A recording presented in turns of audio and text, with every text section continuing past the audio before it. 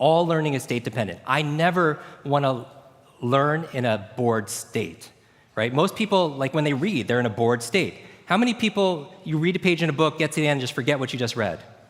And you go back and you reread it, and you still don't know what you just read because you're in that bored state. How many people use reading as a sedative? Like you have this token book that's been inside of your bed for an embarrassingly long period of time. But if your state that you have associated to this activity called reading is falling asleep or a zero, anything times zero is what? Is zero. And people wonder why they don't remember what they read.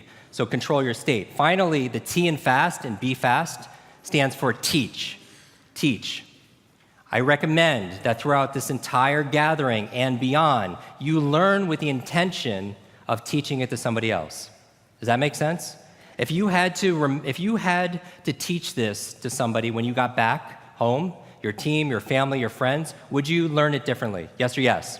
Would your focus be better? Yes or yes? Would you ask better questions? Would you take better notes? Right? So you learn with the intention of teaching to somebody else. All right? So the B stands for what? Let's do this fast. Be fast. B stands for believe. Believe you can, believe you can, you're right. The E stands for what? Exercise. As your body moves, your brain grooves. The F stands for what? Forget. Beginner's mind. Your mind's like a parachute, it only works when it's open. The A stands for what? Active, because learning is not a spectator sport. The S stands for what? State. All learning is state dependent. And finally, the T is what?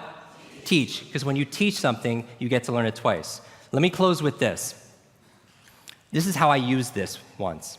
And so I think children, going back to childhood, you're the fastest learners, right? And you could access that at any time, because you have an inner what? Child. You do have an inner child. How many people believe they have an inner child? A child inside there that is a genius, that can learn, that maybe needs to hear some words from you every so often, right? And so a few years ago, I'll close with this. A few years ago, because I remembered someone's name, it led to business that, how many people believe remembering names is important? Because if you forget someone's name, what's the communication you're sending them? That they're not what?